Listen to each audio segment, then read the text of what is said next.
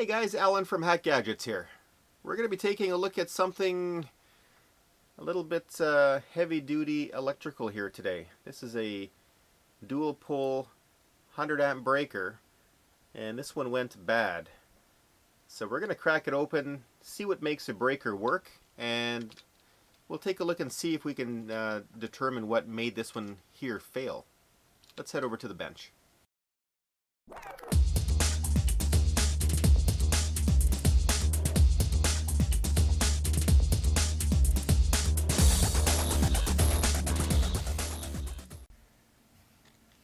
Okay, so this is the 100 amp breaker dual pole that failed. And if you're not familiar with breakers, you can see this is the lever arm here, and it has the 100 amp listing on it. And the way these work is basically this gets connected to the bus bar. So this would be snapped in to the breaker panel. In this case it was just a distribution panel, and this is connected to the bus bar. It goes through the breaker mechanism here, which is just an overcurrent mechanism, as well as an on-off switch, but yeah, generally it shouldn't be used as that. This is just an overcurrent device, and then these poles come out of this large heavy-duty terminal here, and so you can see it's meant for extremely heavy gauge wire.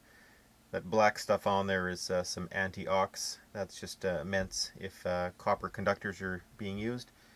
Generally, later gauge, 12 gauge, 14 gauge, that sort of thing is going to be copper. But heavy gauge wires, even today, are still very often aluminum because of the cost. However, you can see here this one is actually this terminal is copper or aluminum compatible. That's defined by that. Right here, the CUAL indication here.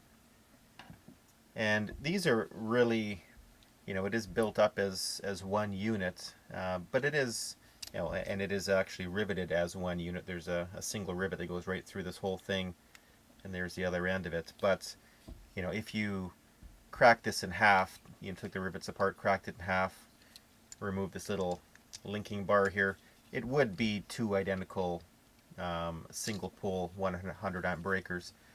And the way these are actually connected is this little bar here is actually just a little linking bar. Now this was mounted in a very cold location, so it gets we can get -30, -40 days here, and I don't think this was actually broken in the location. You can see that arm is broken here now. I think that was just for me activating and deactivating it here, just snapping it back and forth. So you can see actually now if I activate it, I don't think, yeah, so this one here is just rolling over. It's not actually flipping, and it was flipping before. And the way this failed is so this was actually a distribution panel feeding another another breaker panel, and the one phase was good. I could read about 117 volts AC on that one, and this one here, and that was under a good load, so it was delivering its voltage just fine, with a load of, I would say, probably about 20 amps or so on the panel. And this phase was actually giving me about 66 volts. Now the really strange thing, and I'm really curious on what failed in here, because the really strange thing is when I took this out of circuit and metered it with an ohm meter, I was getting 0 on both of these when this breaker was engaged. I would have thought one side was going to be good and one side was going to be super high resistance, but both of them were metering open circuit. So I'm not exactly sure what sort of failure would cause both of these to go open circuit. But let's crack this open and take a look and see what actually is inside. Okay, so first thing I'm going to do is I'm going to disconnect this bar that just links these two together. And yeah, you can see this piece is well and truly snapped off. And I'm just going to go into the other room and I'm just going to drill out these rivets here. Be back in a second. Okay, so those are drilled out and they're started to get punched out. I'm just going to finish pushing these through, and then these things will be well and truly split. They're already trying to split apart. I'm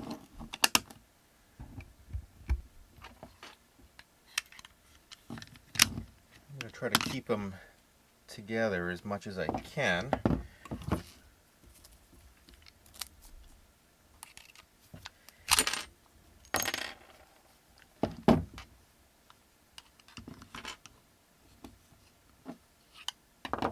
Oh, interesting.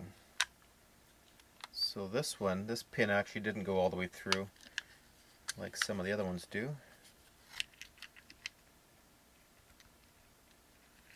Oh, and it looks like there is some sort of mechanism that goes between them also. Interesting. Okay. So put this one this way. So this pin here was one of the ones that goes all the way through.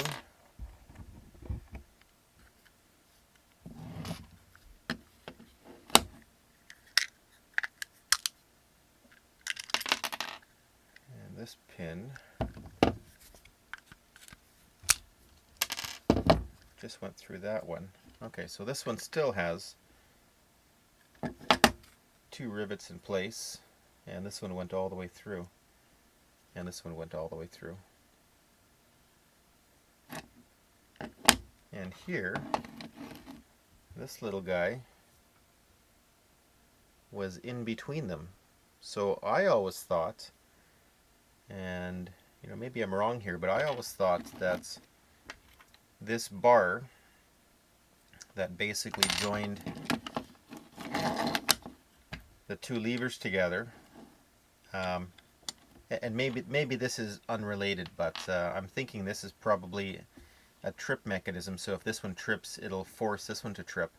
I always thought it was the lever that was doing it, so that if, let's say, this phase was overloaded, it would actually trip this, and just since they're connected together, it would automatically cause this one to also to trip. But maybe it has something to do with this little linking mechanism here that was in between them. Okay, so you can take a look at that one after. This one here is now ready to go. Okay, so we got a little bit of goo in here. A little bit of grease. Nothing much in here. Pretty solid plastic. Really heavy duty. Okay, and here's the good stuff.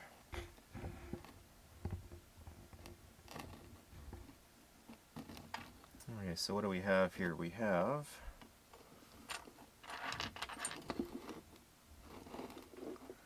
okay, so this is our large end here where the cable connects. And let's see what we have here. So this goes directly with a large heavy connector all the way down here. And okay, I thought that was weird. There's some sort of like almost a hardened ceramic material in here. And I was wondering what that was for, but you can tell there's actually, looks like a set screw on the inside here, so they probably set some sort of tension, or possibly how this thing trips, and then they just jam some ceramic in there. I'm just curious here.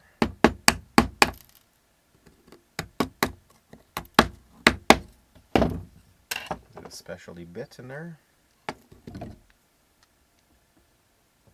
No, it's just a standard Phillips head on the inside there. So they just adjust it with a Phillips, and then they just smoosh some ceramic in there to make it inoperable. Okay, so this large connection piece goes up here, and this isn't a link, I don't think. No, that's solid there. It comes down, and it looks like, okay, so it looks like this is the failure right here. Looks like this piece of copper braid was supposed to be welded right here, And I'm thinking that piece that's just floating around here is the failure. Possibly. Sure looks like it though. Okay, now we have a whole bunch of chunks of copper down here. So this is the bus connection. So this is where it would squeeze in here and make a friction contact. And does this just pop out? It does. Okay, so this connector, let's just see, it has a little tab at the end, and the tab at the end was going into here. Does this just lift out? Okay, so that tab just sits amongst these pieces of copper in this little plastic holder.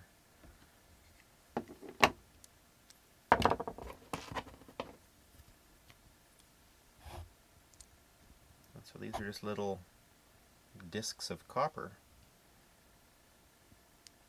and there's 3 of them in this little holder. It's kind of an odd arrangement. Not exactly sure how that made contact. I think it was in, let me see, this way. So this sits inside here. Okay, I'm missing something because I don't see how this makes any connection at all inside there. Did something else fall out? I don't think so.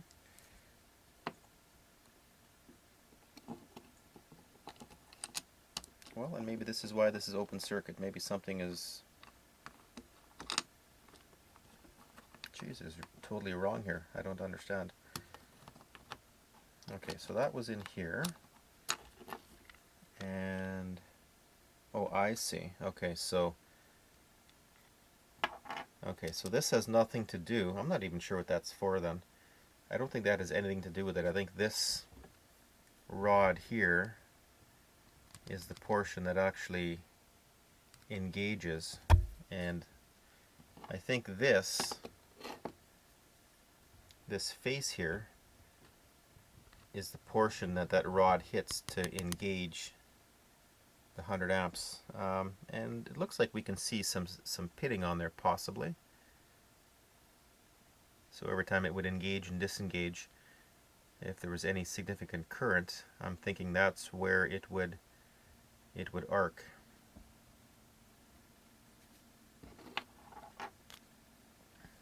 And somebody can maybe leave in the comments what these discs would be. Is that absorbing something? I'm not exactly sure. And that kind of makes sense because it has an open groove in the top here for this mechanism to slide through. Okay, so this mechanism is kind of sloppy here, but I think that's probably just because it's out of the holder. Okay, now this is in the off position. On position is up here. So let me see if I arm this, if this lever actually moves forward. Now, of course, nothing is proper in here anymore. Nothing's being held together properly, so it might not actually work. And it doesn't. But I'm thinking that this cam lever pushes this forward. Okay, like so, and yeah, that would touch into here. And yeah, this little spring here fell off. This little spring would normally hold this in place. Okay, so let me just take all these guts out and take a closer look here. So I think everything is just sitting on rails in here. Okay, so this is just part of the lever action. Nothing too interesting there. Just a little spring.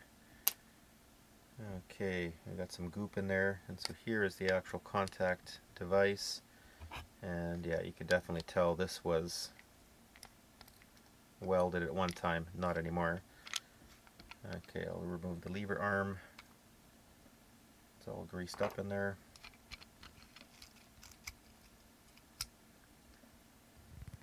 And Okay, so here is the portion here on this end that would be making contact whenever it was making and breaking. And there is the welded on contact there. Obviously not solder, because if this got hot, solder would melt. And this is a nice flexible double row of copper here, copper braid. I'm just going to give this a good pull and see if I can actually break this weld. I'm just curious how hard it would be. I gave it a good tug, nothing happened there.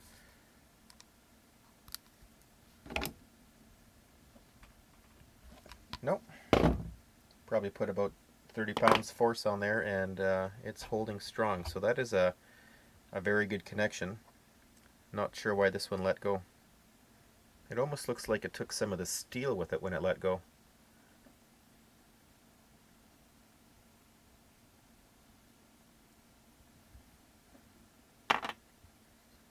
Okay, and here's the rest of the mechanism. We have a spring up at the top here. So I'm not sure how this actually senses the overcurrent. As far as I understood, there was almost like a bimetallic tab that flexed, and at a certain current it would rise to a certain temperature and then trip. So I'm thinking this might be, this is looking to be like some sort of possibly bimetallic tab there.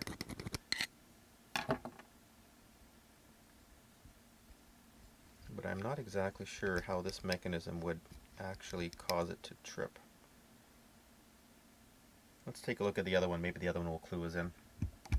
Oh, and I just remembered we did have that little linking mechanism here. And so it didn't go through this side, although it does have a little punch out. So I guess this might be a universal sort of side that they actually machine out. It's on the opposite side. They have an equal punch out right here. And so this was going through this mechanism like this and twisting. So yeah, that is indeed obviously a way for it to trip this side here. So this is absolutely the tripping mechanism here. I should put some heat on that and see if I can get it to move. Okay, so this is the other side. I've just drilled out the other two remaining ones. Let me see, which way do I want to open this? Oh, and if you want to see what this was a Siemens device here. This is the make and model. Okay, so it looks like this is the top.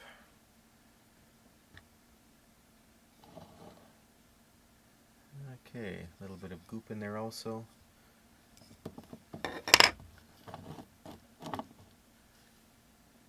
And so this one actually looks to be in better condition, even though this is the one with the broken handle. So it doesn't have the same failure here. This is intact, and that one seems to be intact. And is there anything else here?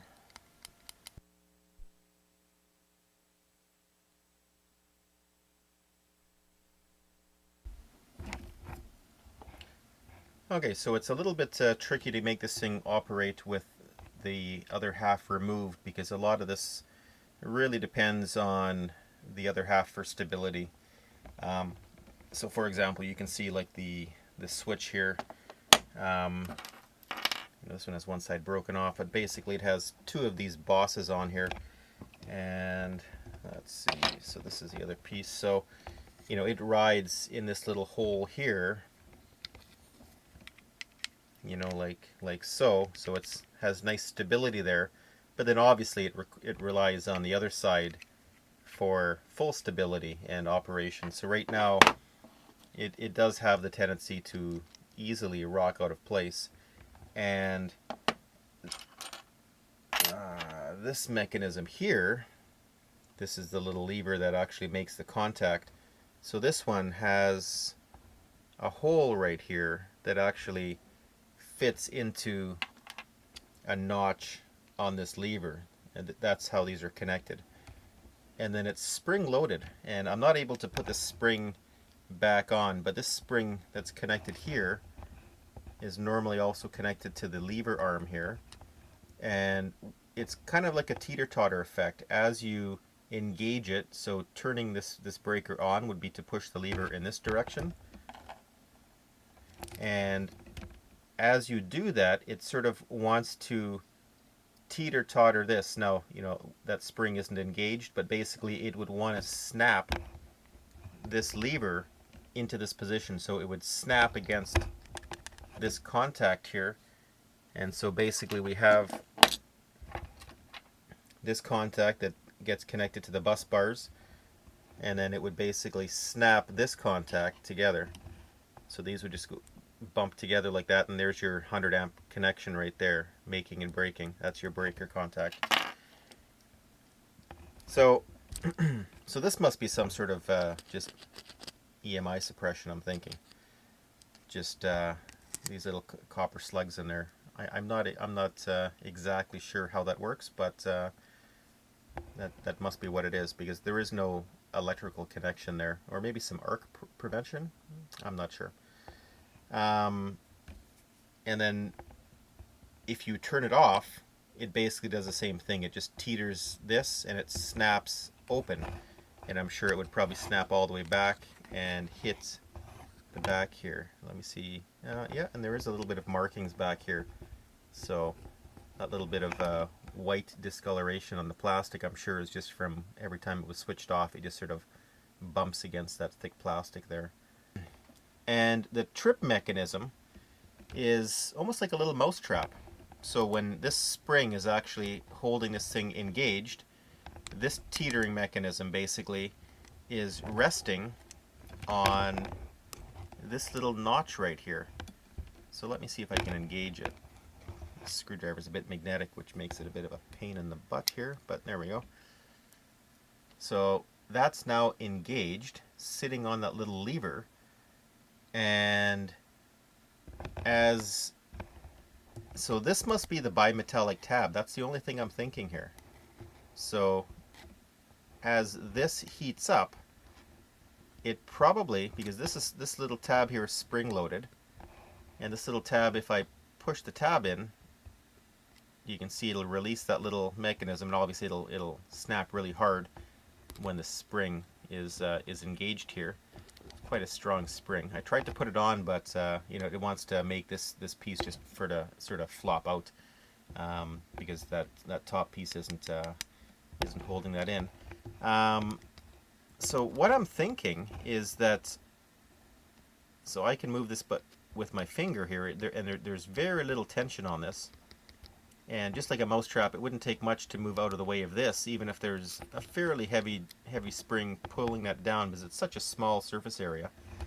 So what we would need is for this bimetallic tab to move, and I can move it, so it would have to move about that far. Oops. To make this piece move a little bit. So I'm going to get a heat gun out and put some heat on this, and see what sort of temperature we need to make that thing move. Okay, so I have a temperature probe just sort of popped in there between the copper and this portion here, which is part of, I think, the bimetallic tab, and we've got the temperature showing on here. So right now it's about 32 degrees, that's Celsius, and I have a heat gun here. So this is just an SMD workstation gun. It is set for 300 degrees, and I have the fan set at 50%. So I'm just going to do a little bit of heating here and see if we can get some movement. And so obviously the spring isn't activated, so this won't trip, but we will be able to see if we actually move this past where it needs to go, which is about probably a millimeter or two. So I'm just going to apply some heating here and see what happens. And I'm just going to apply it all along this strip here. Because current would be flowing along this strip.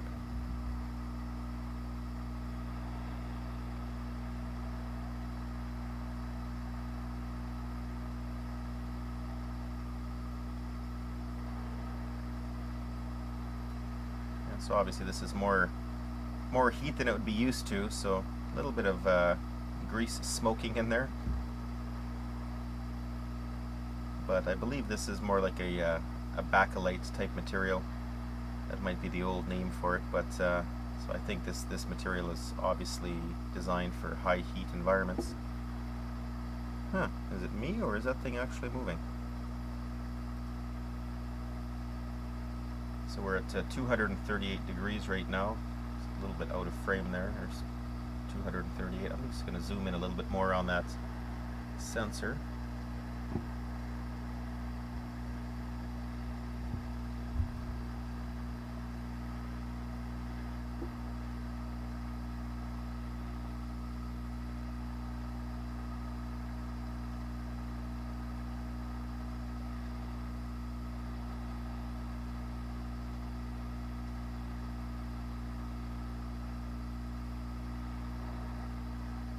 My sensor tip isn't necessarily designed for direct blast of heat like this. It's melting a little bit.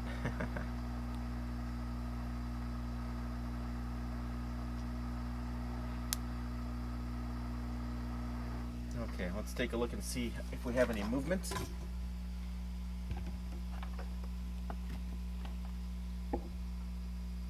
And we do. We have dramatic movement. So there we go. That amount of heat would have been very close to tripping it, and I think it's moving back now.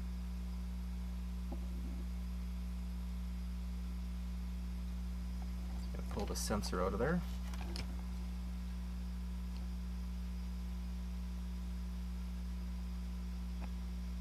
So I thought initially that when I took a close look at this, or a first glance at this, I was thinking what they were doing is they were narrowing it down here, as it is a smaller portion, and that's how they were doing their current sensing. But actually their braided wires is fused up on this big heavy part here, so there is no narrowing of the conductor here. So I'm not exactly sure, unless this whole strip here is the bimetallic tab. I'm not exactly sure how this is functioning, and I'm not exactly sure what this set screw is doing. Like I'm almost certain that set screw is to adjust the temperature, but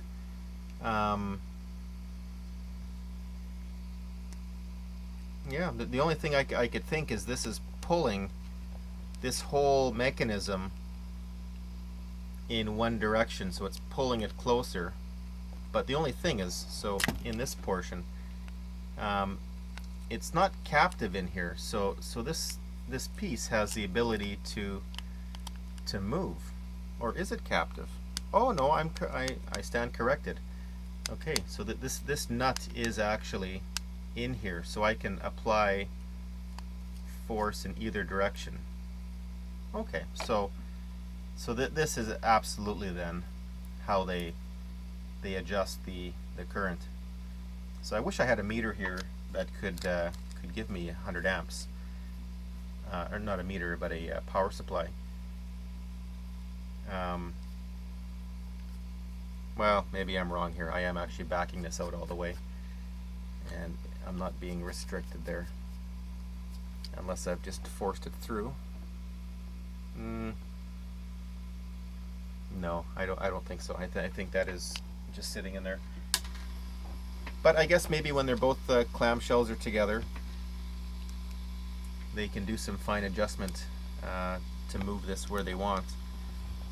Because if you could move this, then you could absolutely cause this to engage at a certain spot. Let me just remove the one from the other side, and we can take a closer look at this one here. This one isn't scaldingly hot like the other one is.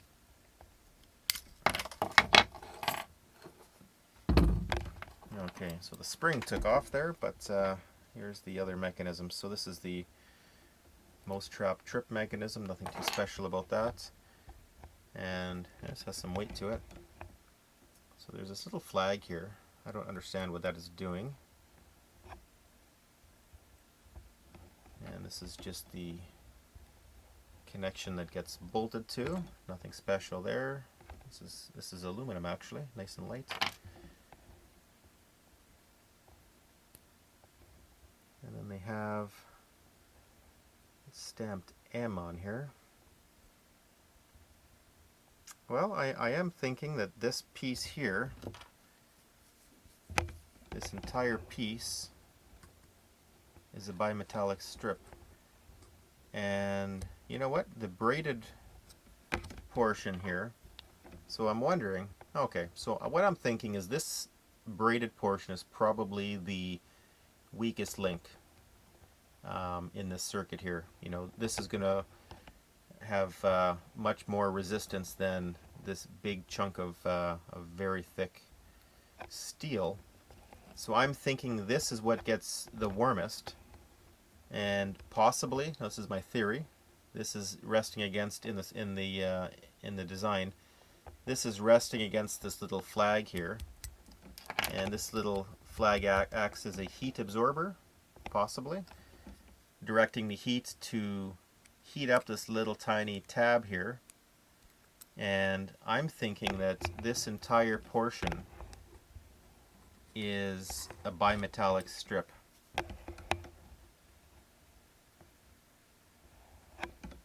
Which is why it's actually welded up here and not just bent over. So, you know, they've bent it around this corner here, because this is all one piece of formed metal. But they've welded two pieces of metal together, because I'm thinking, this is my theory, that they're different pieces of metal. This is bimetallic, this is just steel. And they're collecting the heat so this can bend. If you really know how this works, leave me a note in the comments. For more information, go to hackedgadgets.com.